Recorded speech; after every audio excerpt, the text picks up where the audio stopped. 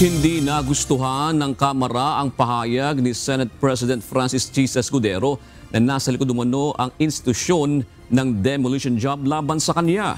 Ayon kay Attorney Princess Abante, tagapagsalita ng House of Representatives, mas maigi na sagutin na lang ng Senate President ang tanong kaugnay ng budget. Bakit kami? Ba't kami may kasalanan?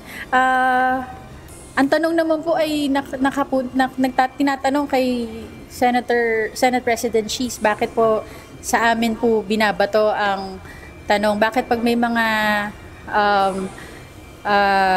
criticism sa kanya, tinataasan niya ng kilay ang House of Representatives. Siguro mas mainam na sagutin na lang po yung tanong sa amin po. Ako personally, hindi ko alam yung tungkol doon sa CCTV. I'm not part of the House at the time.